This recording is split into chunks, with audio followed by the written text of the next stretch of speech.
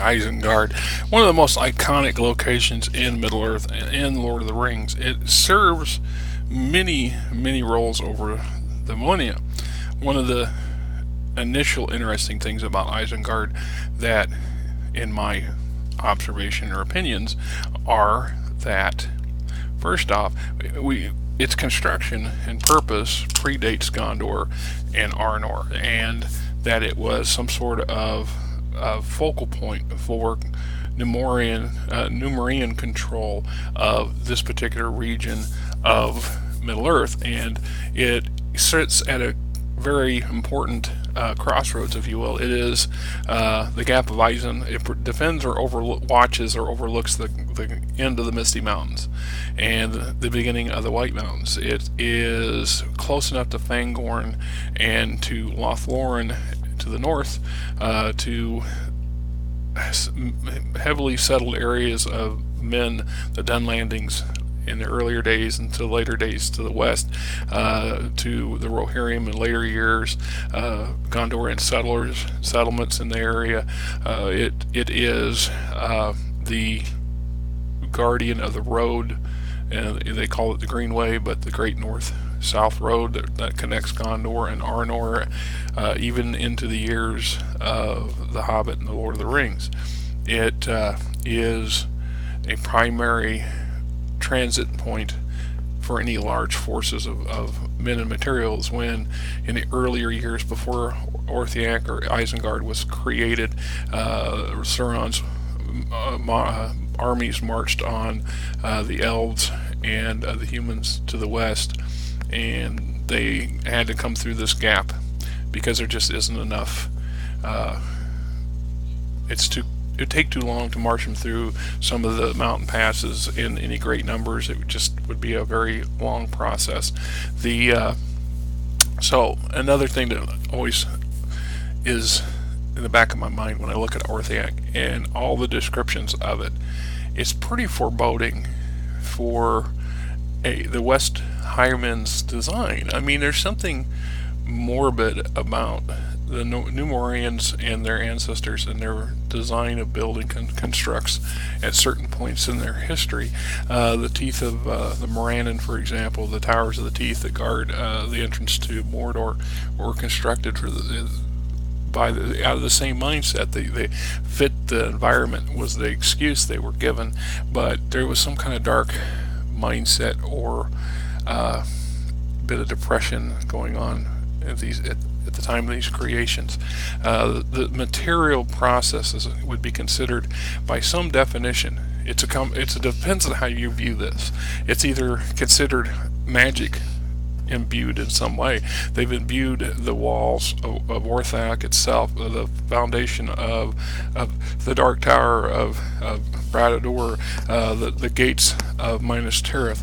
All these are pretty much indestructible by any means currently available to later generations. At the earliest time when these were constructions, who knows? There may have been technology or magic, right? And it's that's my thing. Technology.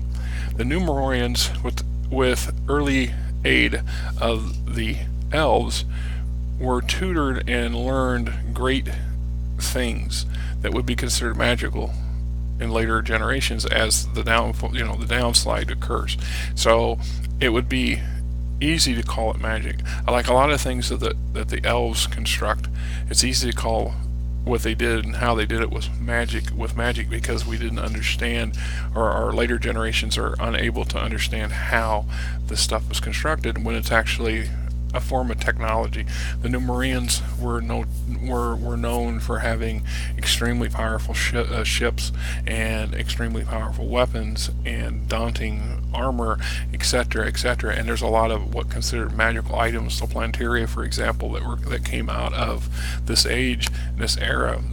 The rings of power were constructed by the High Elves, but are magical items in the process. But they're still a technology.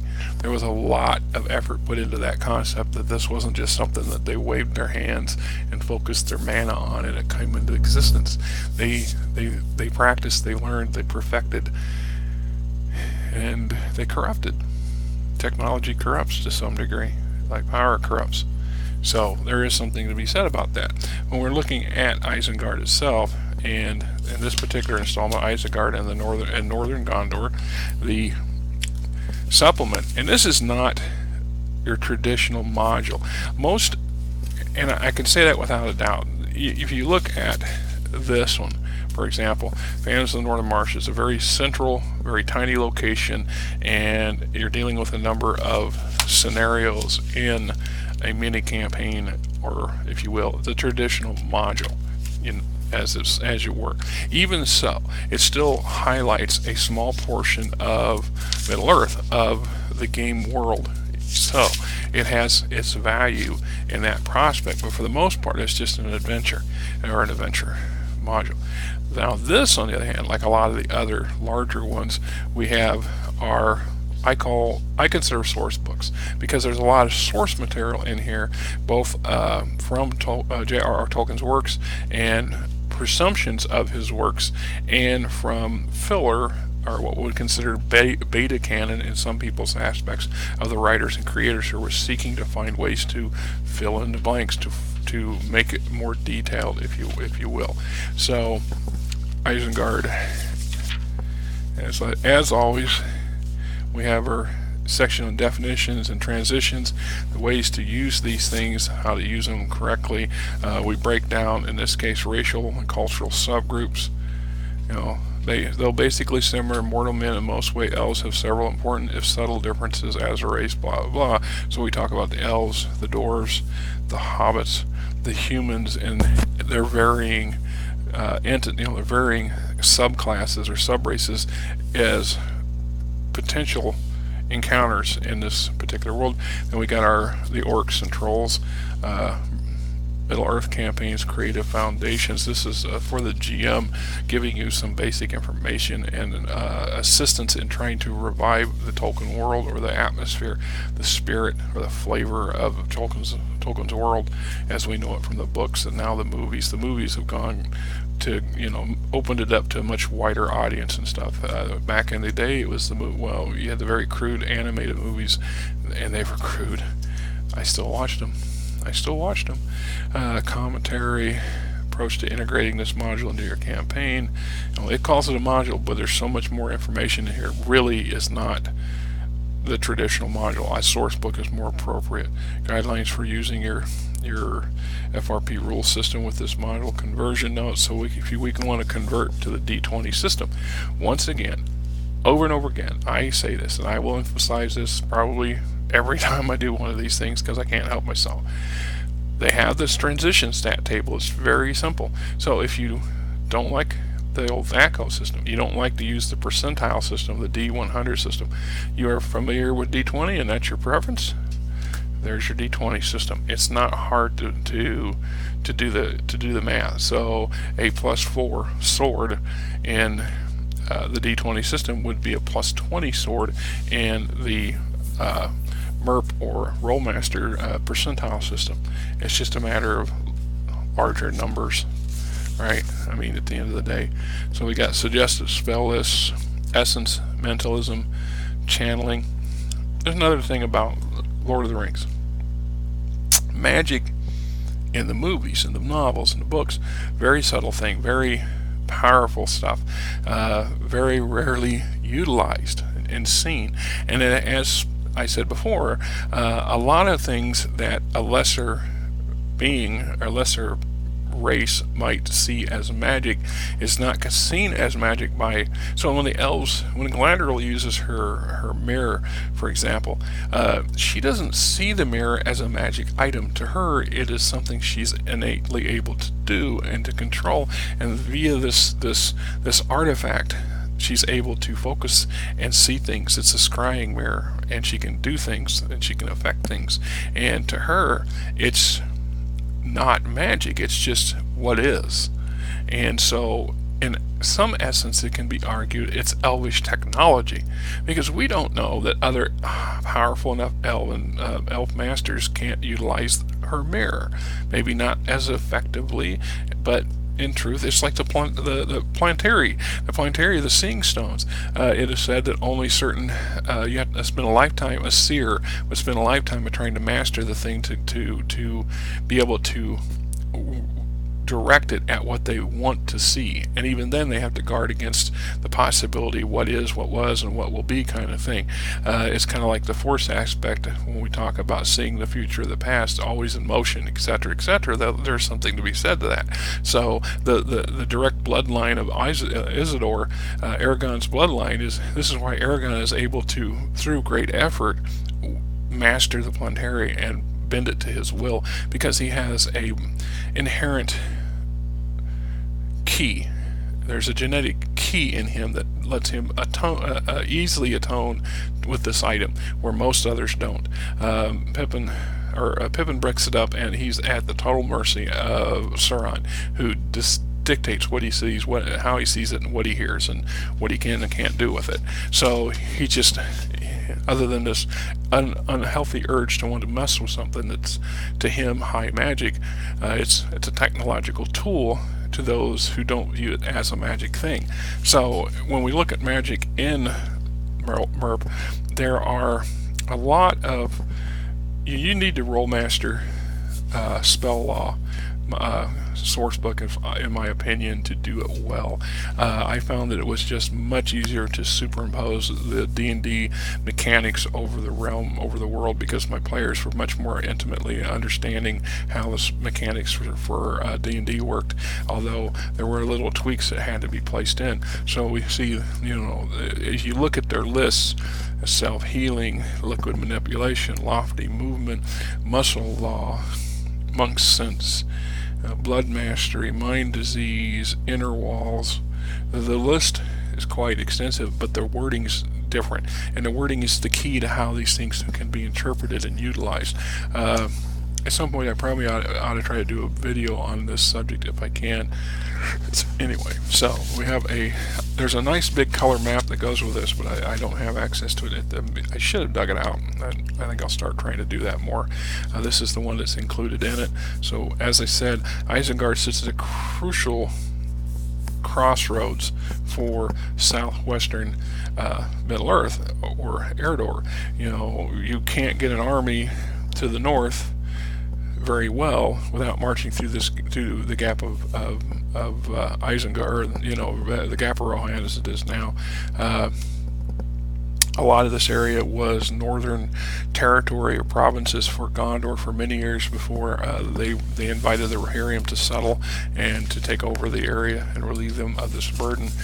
And it talks about that in here as well. There's so much stuff in these things, it's hard for me not to want, to concentrate and give you an overview that's insightful without turning this into an hour-long thing. Calenardhon, the strategic gateway, as all of I just said basically in writing. And this area, which once was or will become Rohan, because at the time of most of the modules and source books and game material, the prime plate period is the Third Age, 1640, which takes place about 1,000 odd years before the War of the Rings. So Rohan has not come to Gondor's aid at this point. They are not settled. There is no Rohan or Rohirrim. The Rohirrim themselves are a different people. They live much further to the north and are addressed in other modules and other source books. Gondor is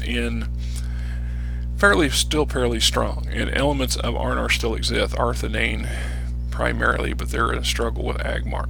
And Gondor is fighting waves of invasions from the east, the Kinstrife, that sort of thing. Everything that's going to see Gondor fade or lose its power and diminish until Aragorn takes back the throne and the Fourth Age begins, the Age of Men. So we talk about the tale of years, the history. We get the geography, the White Mountains, the Meadowlands, the Wold, West March, the principal rivers, the climate, distance and travel times. So,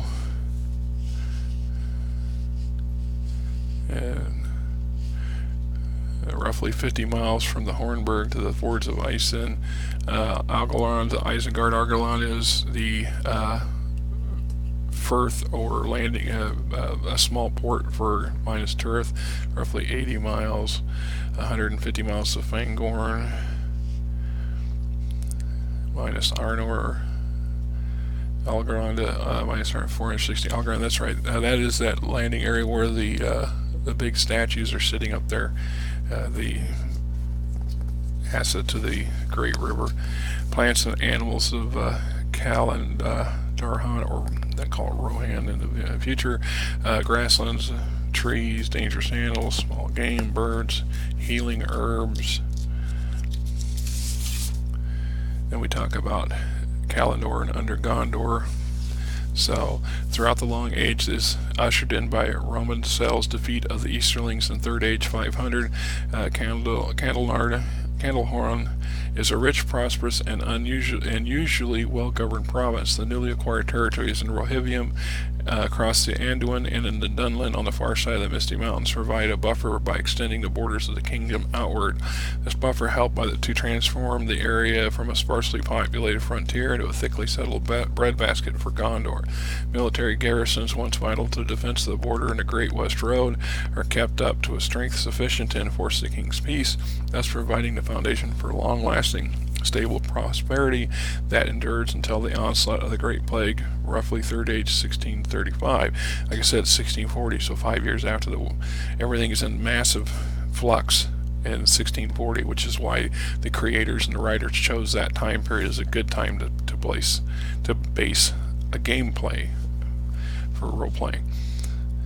Trade and agriculture first. The Meadowlands, especially in the Westfold and the Eastfold, are completely civilized by around the year 800. And we're going about the citizens of the region. And in the early days, the people coming up from Gondor through Numenorean and to Kandahar settled the Great West Road, where they could count on the protection of the forts of the Gondor established to safeguard them and the traffic on the road. Many of the first settlers were retired soldiers that served at Orthanc or Aglarond. After fulfilling their military obligations, they applied to the king for a grant of land in this country they had been protecting. The retired soldiers were joined by many other men, including Dunedain, who had heard about how rich the Greenlands were. And these men hoped to profit, or at least for the chance of a long, comfortable life free from exhausting toil.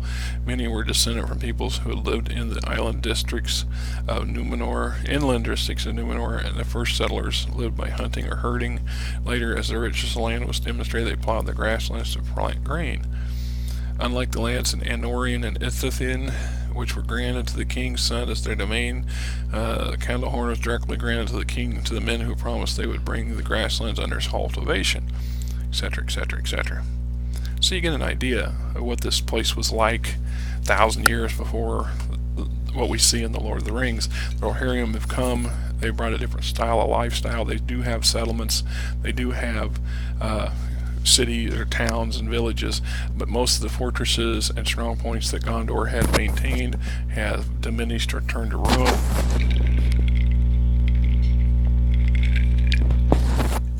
The Gondorian direct influence over this northern province has ceased to exist, as it is no longer their property.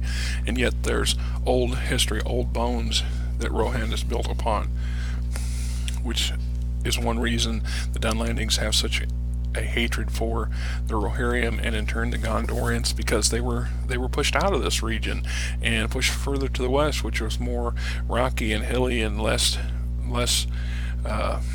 potential for development, right? No scratching, Frankie. Frankie, no scratching. Yes. Don't scratch the box. Government taxes in the army, weapons and armor, traditional. The people of Kandahar prefer the bow to all their weapons. Makes sense. It's a largely plain and hilly area. The ranged weapons are going to have a lot of advantages. So we got the Kandaharians, or the Gondorian men. Yes. Will you just can you squeeze in there? Huh? Can you? Can you get off the bag? And all that noisy bracket? Alright. The people who were there, the Dunlandings who were there before the Gondorians were there, and were still to the west, and still in conflict with the Rohirrim. And the Drúdain, of course, these are the wild men of the woods that are in the novels but not in the movies. I talk about the clothing and tradition of the region, language and writing, religion and the calendar, architecture, chief towns by name, diet, fairs, markets, the wool fair, the horse fair, the cattle fair, another town. Here, Dunluster. Dunluster is built out of the middle of the Westfold, about 40 miles from the mountains. When one approaches Dunluster, it looks at first like a dark green island rising from the sea of earth. Then one sees the gleam of its marble buildings, its greenery shining through the avenues, groves of trees that have been planted all around the city. Originally a village, Dunluster did not achieve any size or importance until the use of steel-tipped plows tamed the grasslands and brought many of the farmers to rich lands of the Westfold. Okay, remember I talked about technology. See, prior to the Numenoreans learning the concept of metallurgy and experimentation, plus advice and direction from the sparse direction from the elves, they've enhanced the technology. So prior to the Numenoreans, or later Gondorians, who were their direct descendants, that come and settle the region, others who were here first, the Dunlandings, for example, did not exploit the land in a cultured farm-based mentality because they didn't have the means to easily break the ground. Growing up in the Midwest in Iowa, I am quite intimately familiar with that story. The Midwest is the breadbasket of the world.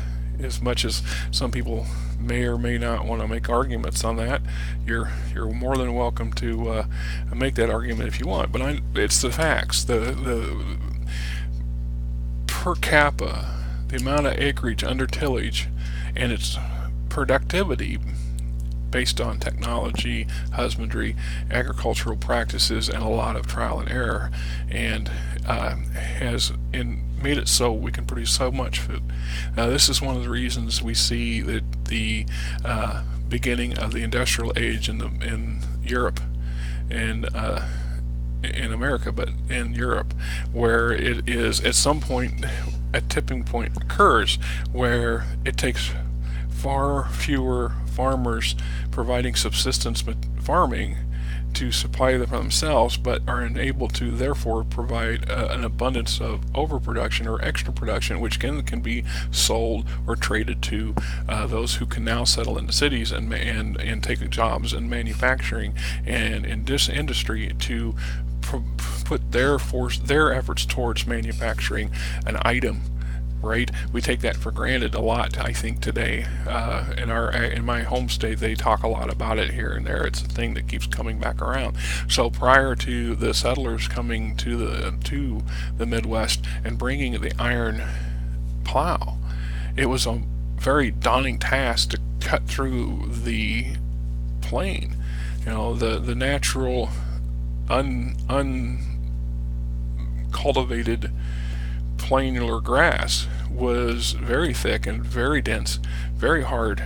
It was backbreaking to use a spade, and that was still metal, right? It wasn't until they come up with the idea of the metal plow, because in the lesser areas they used a wood plow or bronze or copper, right? These were items that would tend to break easily and did not promote themselves to cultivating large areas. And if you're going to grow a garden at your house and you're going to do everything by hand with a hand tool, you'll discover having a very large garden is a full-time thing. And having the tools to make that stuff much faster and much more, so you can do more and grow more, is what makes things change. So the same thing applies here in this scenario when they talk about the history. So, and it's interesting because from more than just my own personal take on it, but once the Rohirrim come in the books, the movies, it sounds to me that the majority of the cultivated regions, the farms of this breadbasket of Gondor, are allowed to return to the wild, as the Rohirrim traditionally have small, aside from having personal, vegetable gardens and things like this, are primarily herders and you know, that they graze land animals on the grass instead of removing the grass and planting grain. So it just, you can argue, also making a small argument to part this transition back to its natural environment also expedited the decline of Gondor, because now Gondor has fewer farms and fewer large-scale farming operations and are more dependent on the farming and agriculture of their southern provinces, which are more rockier and hillier and are not as large. One of the reasons when we look at the Shire and the Hobbits as example, they are an agricultural entity, but they're they are adept at agriculture, and they can produce a lot of it in even small areas. This is enough so because if you look at the Hobbit, if you look at them, look at the buttons that they talked about. They're in the novel where the buttons that Bilbo's buttons are brass and then later they're gold. But do you know what it takes to make a button? And this is not something that a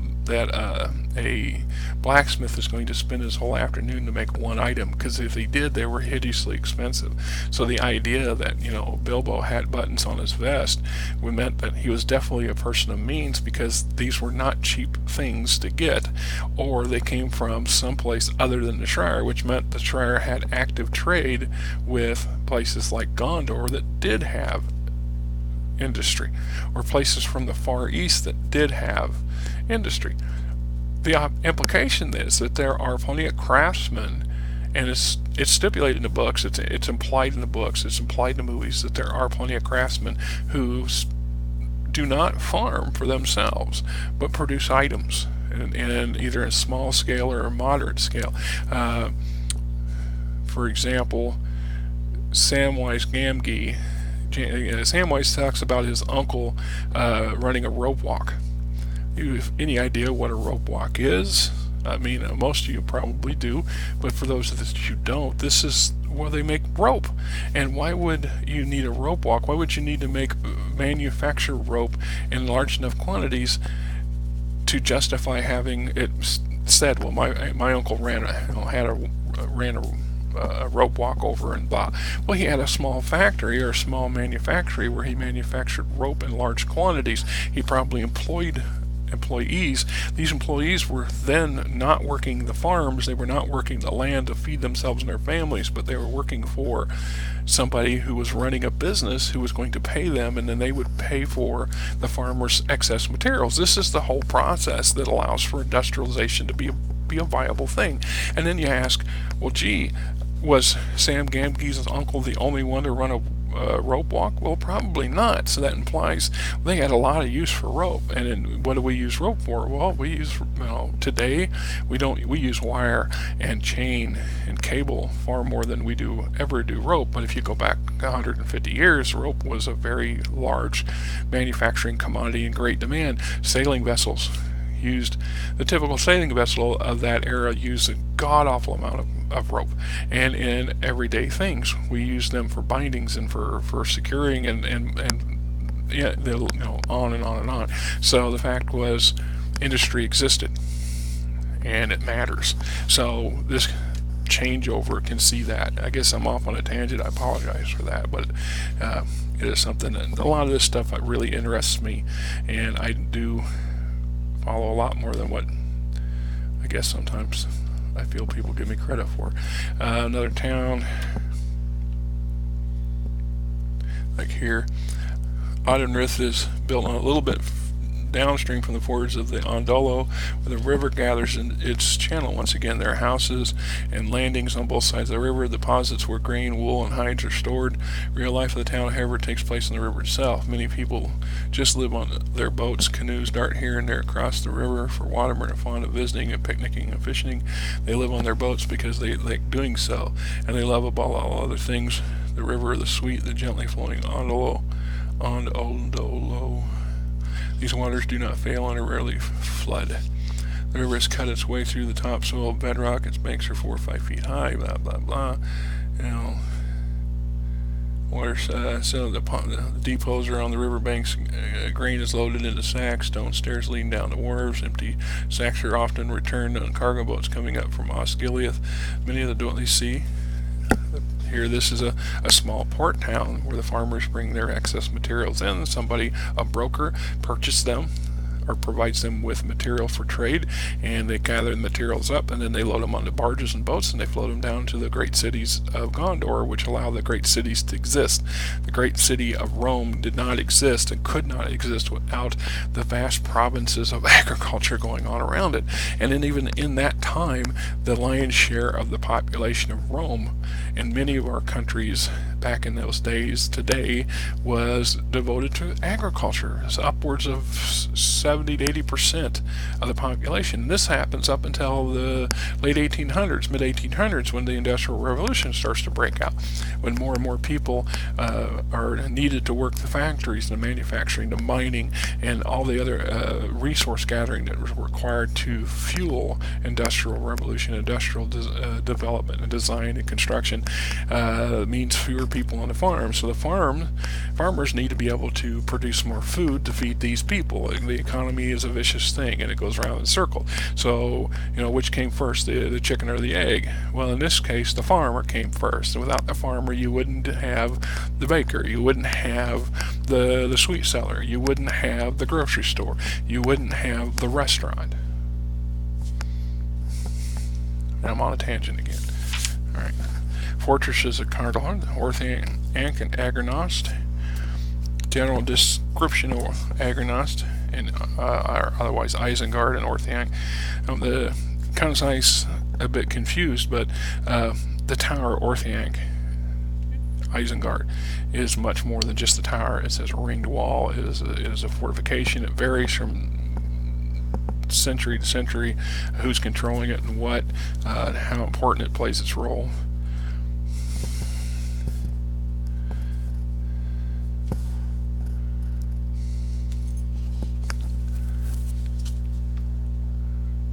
See, it says here, the Guardians rewarded the Edain for their courage that were wrath by giving them an island realm, Numenor, which they raised out of the sea between the Middle Earth and the Undying Lands. Unfortunately, many of Morgoth's evil servants survived the wrath of valor, remained obedient to Morgoth's will, which concentrated and employed the powers of terror and hate. The chief of these surviving evil servants is Sauron. Sauron did not sue for pardon in Aman as in the way the Herald of Valor required of him to do. Instead, he hid himself in Middle-earth and last chose Mordor for his permanent abode. There, behind the Ependale, the mountains of shadow, Sauron raised the Dark Tower at Barad-dûr, from which his servants issued forth to assert their domain over the men remaining in Middle-earth. Because they would not yield to him despite his many blandishments, Sauron proposed to destroy the elves, or at least drive them from the shores of Middle-earth. Long did he gather forces of Mordor, and he came up through the Gap of Calenardhon, the Gap of Rohan. A great host he sailed the elves in Aragon and tramped over Celebrimbor, slaying him and capturing the 16 lesser rings. That help came. The elves would have been utterly defeated, but help came. That help came from the elves of Numenor. Tar Minstar, the king, sent one of his greatest fleet and army to the Dunedain. They landed the Grey Havens after linking up the elves under Gilgalad to push Sauron back beyond the Misty Mountains to prevent future invasion of Eredor by forces of evil. And the Numenoreans built the citidal Angrenost under the arms of Methanos, or the last peak of the Misty Mountains. Sauron, who also feared the power of Numenor, drew back and did not openly oppose the Dunedain at Angrenost. At Palliger, or at Umber, the power of the Dunedain increased over centuries, and their kings grew proud and cruel, and they extruded exorbitant tribute from the lesser men of Middle-earth. The citadal Angrenost in those years took on the aspect of an inland colony. People were traditionally friendly with the elves. Let's see. So, this was the time when Isengard was built, and originally, before Gondor was settled.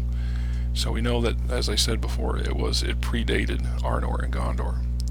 And here it says, most of the garrison of Angrenost had sailed away with the fleet that invaded the Undying Lands. Those who were left accepted the lordship of Elendil, who survived the downfall and of his heirs. Under Gondor, Angrenost became the chief communications link between the northern realm of Arnor and the southern kingdom. Gondorians then carved out the pinnacle of Orthanc, cut out of a volcanic plug of natural black iron. Remainder of the core at the center of the citadel, they housed one of the planetary. See, like I said, we're talking a very high level of technology and craftsmanship in order to produce this thing. And this thing is built in such a way that it's virtually indestructible. We see it mentioned in the books and in the movie quite often about how the Ents of Fangorn Forest literally physically threw themselves at the walls of this thing and did little but more than knock chips out of it, which, all things considered, is quite impressive. It's their version of Abram tanks firing heavy cannons at heavy guns at this thing and barely scratching the surface. And so they had to find an alternative method of dealing with the problem. So it's a very important place. And we got an entry for the plant here at Orthanc itself. Now we got the blueprints and the layouts level for level, what's here, so on and so forth. We have entry for Saruman the White, and you can get most of that from the movies or the books. Read the novels, my friends. Here's the layout. Isengard under Saruman, the tower, the walls, the gates, some of the under croppings and things to be found underneath, so on and so forth. I gotta take a pause here for a second. Alright, I'm back. I come back in here, and Frankie was sitting in my chair, leaning up over the table and looking at the book, and I'm thinking, well, go ahead, Frankie, finish the video for me. The Algaron, or the Hornburg, fortress of Algaron, so known as the Hornburg, was constructed by the faithful. So we now include also the Hornburg and the regions around that, the glittering caves, a number of other smaller fortresses. The Tir Anduin. The hold at Tir Anduin is an imposing structure that commands the Southland Deeps, situated close to the river atop a mound of earth. The fort was built after Sauron established an abode at Dol Guldur around the 3rd Age, 1100. Walls are constructed grey stone, quarried from the Elven Mall, about 20 feet high. The wall fronts on the river is protected by 2 guard towers. It's a high parapet with many embrasures cut into it so the king's archers can easily make it hot for an attacking army. King's docks are located on the river directly beneath the walls of the fortress. And we talk about power and politics of the region. As I was saying earlier, when the men of Gondor first came into Calenardhon, they did not find the land completely empty. There were men already in the meadows and the mountain valleys. Some of them, mostly Dunlandings, had long been turned to evil, either worshipping the Dark Lord and his throne, or tolerating those who did. These men fought against Gondor, were killed or driven out. Others, mostly Northmen, who considered themselves distant kin of the Gondorians, remembered the greedy cruelty which the Numenoreans had exercised in their powers within their dealings with the lesser men of Middle-earth before the downfall. At first feared the men of Gondor. Yes, Frankie, get down from there, please. You know Mama don't like you up on that stuff. You're gonna halfway get down. Yes, you're something else. But soon they were won out by the love and courtesy of faithful showed to all who had been Sauron's enemies. Accepting without quarrel the superior men who traced their lineage beyond the sea, these lesser men sought to emulate the ways the higher men lived, and in their ignorance for learning pattern all they did on what was taught them by the men of Gondor. In this way did the kindreds join together, high and low alike, delighting in the union until they became one people, the Calenardhon's middlemen, who are well content to dwell in their green land beyond the mountains, far from the sea, were yet not sundered from the people of the southern provinces, for all men owe allegiance to the king. The king himself was the true source of power, both military and civil, in this region. The province never been given to any great lord of realm to be his own domain. This reigns this way until Rohan occurs, and then Rohan's in a kingdom unto itself. So the king's commanders are appointed for an indefinite term of years. They serve the king's pleasure. Yes? You up there making more noise? No, you leave that alone. Mama doesn't like it when you play with that. Frankie, come on. You're bad as a teenager. what can you do? What was that? Separates between military and civilian civil power springs directly from the folk themselves. Their reverence for the line of Elros and for Anarians' heirs is a natural outgrowth of their pride to that lineage and kinship. The descendants of the faithful who came into the Calenardhon, though not exalted lineage, were clearly superior to ordinary men. They were taller, they lived longer. Get off that stuff, Frankie. Come on, get off the stuff. She just likes to climb on everything and knock stuff down, and just then it gets Mama screaming, and I don't want to hear it. Yes, you can sit on that. I'm done with it. Crisis on Cloud City involves a very large, monstrous, one-eyed shelter cat terrorizing. Well, that's a different take on it anyway. And it said here, new lords brought southern reaches and splintered into the region. They also brought an entirely new kind of government, ones imposed by force but buttresses by laws and proclamations designed above all to coerce the people of the province. For the first time in its history, Gondor was governed, and then governed harshly by what amounted to a foreign power. If Castamere proved to be a wise and benevolent leader, yeah, this is talking about what leads up to the part of the Kinstrife, and then we get the Kinstrife. And you can look that up if you want to go into great detail of that. I have opinions on that too. Calenary in the East Fold. In the river, Argelon down to the West Fold, Tir Anduin in the East Emmet, opposition to Castamere, the New Lords, Angrenost, Isengard. Commander of the garrison at Isengard when the Kinstrife began had been appointed to his position by Alucard's father, and as a result, sympathies were entirely with Alucard when the Civil War broke out. Garrison at Isengard was not large enough to allow Canthair to send any meaningful aid to Alucard's forces, but Castamere usurped the throne.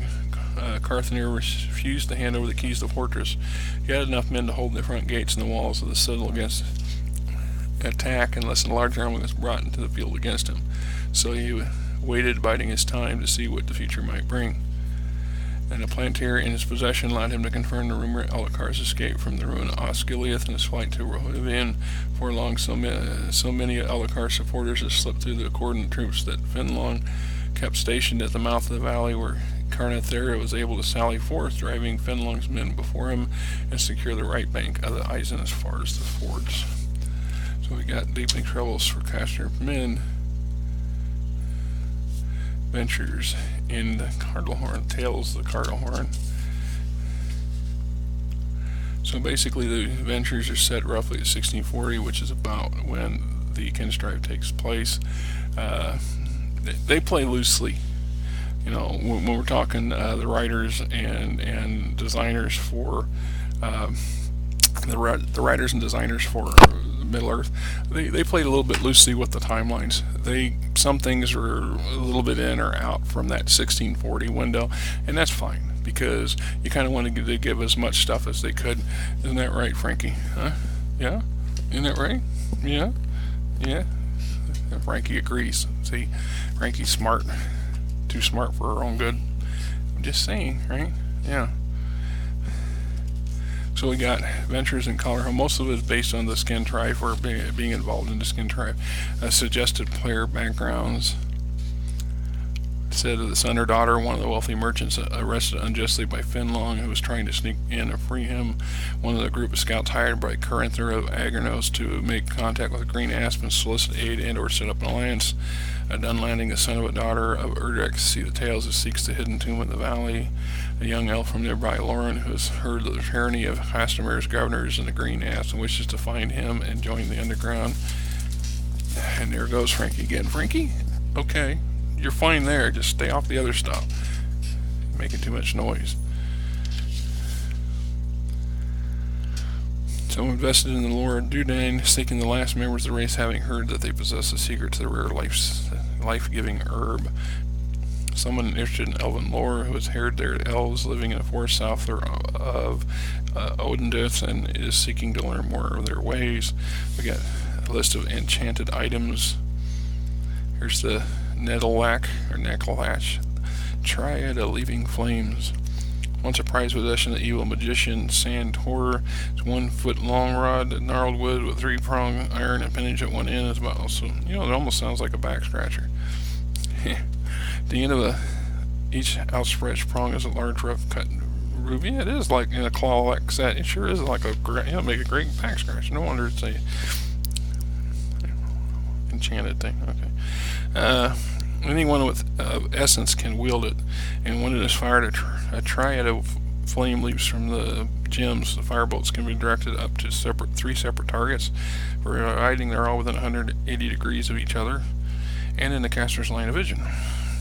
Nice little toy. And then it lists a number of other things of that nature. And we got some special herbs and other stuff here that's nice.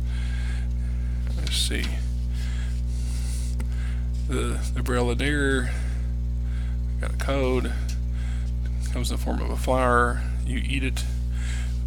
It's about 25 gold pieces for, I'm going to assume, per flower. Subtracts 30 from the maneuver and melee and adds 50 to spells and missile attacks. It causes euphoria that lasts 1 hour. So you're not as nimble or capable in combat, but you're much more potent at casting spells and or missile attacks. Okay.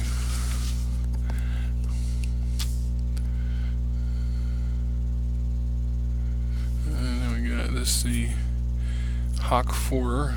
It's a flower. You eat it. Roughly 67 gold pieces. Hallucinogen cures the mind loss and mental diseases. Prevents movement altogether for 10 weeks. Basically, you go into a coma of some kind or something.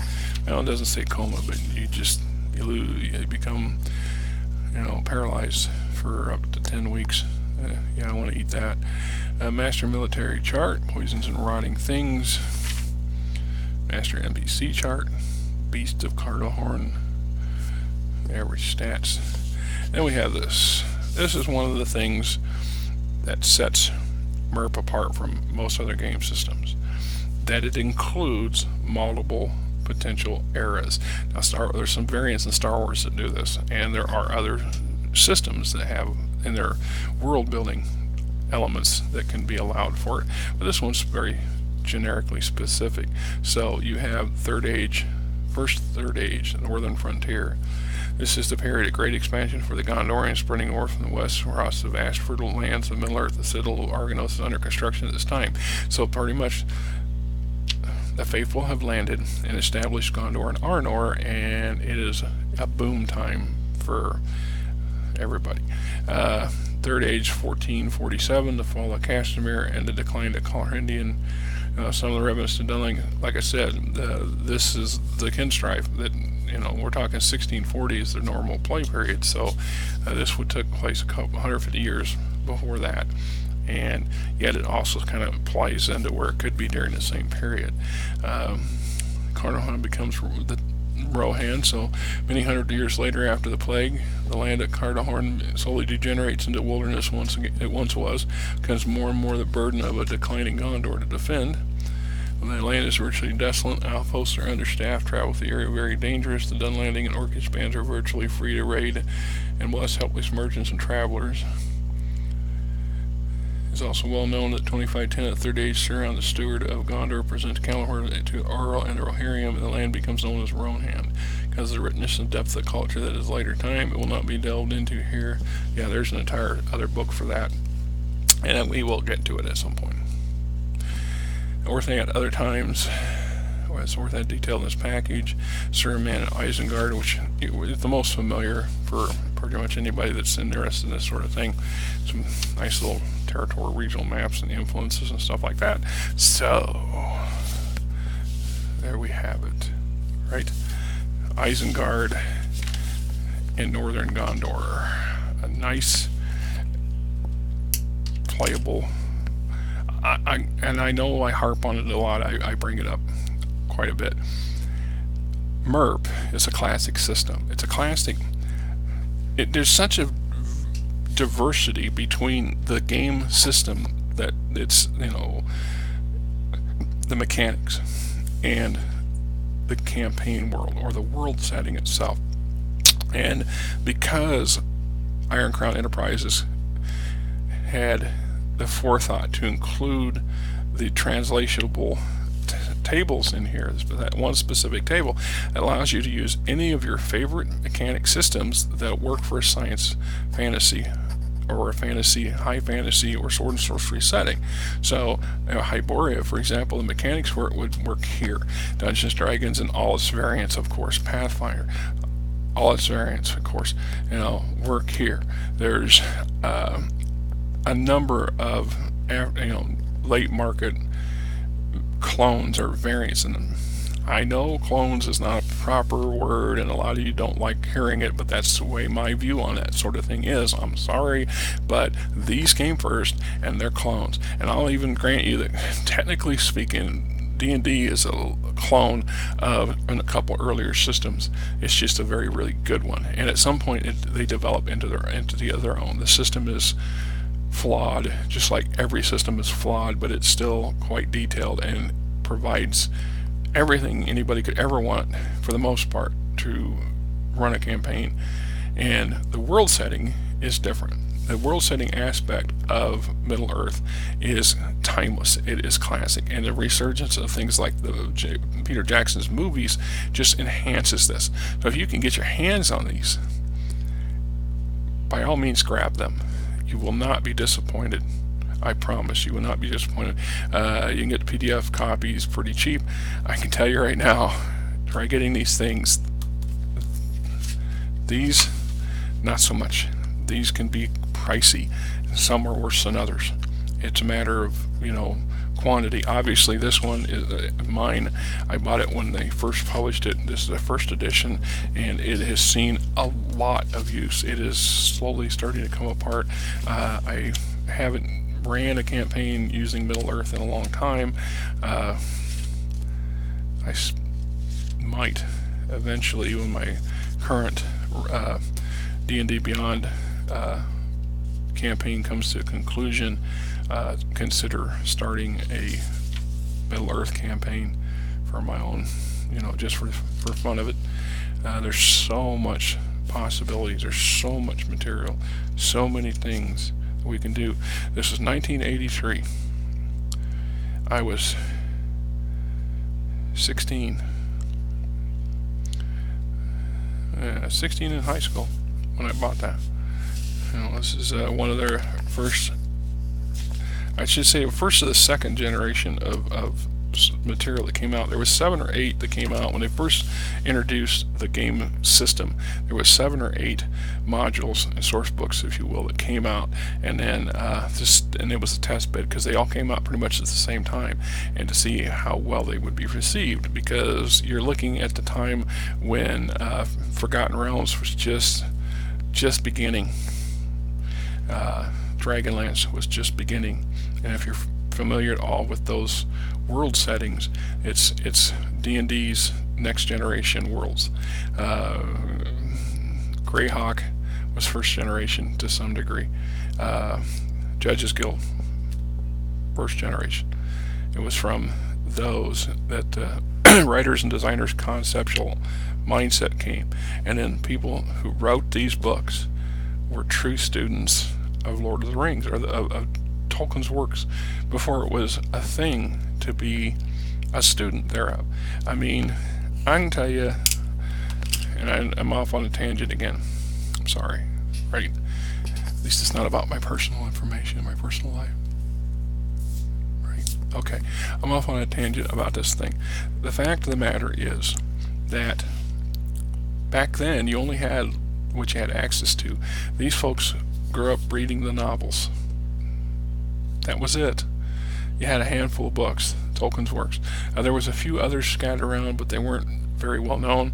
Then they weren't published. It wasn't until the mid to late 90s that Christopher Tolkien took over and really started to ramp things up. There are unfinished tales. There are a number of his father's works that he compiled and polished the rough edges off of, and then had them published. And then he himself, Christopher Tolkien, and some of his contemporaries became students of Tolkien's works and his world and the spirit and flavor of Middle-earth, and began to write the histories. And the histories, I would put them in third tier. The original material first. The second material would be the stuff that's based off the original material of Tolkien's works. The third tier, of course, is things like that, and the Atlas of Middle-earth, which I will do a review on at some point. It's one of the only non-MERP Lord of the Rings related books that I have.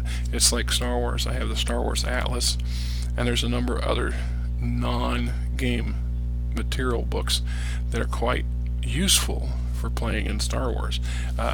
I was fortunate to purchase the Galaxy Guide through a discount book place because these things are expensive, brand new, terribly expensive. I simply cannot justify buying them, rarely, if at all, because if I can't buy a set, if I can't work at collecting the set, sometimes it's better off not to start. It's something I had to learn as I got older. When I was younger, there's a reason why there's a pile of bookcases out front with a lot of stuff on them.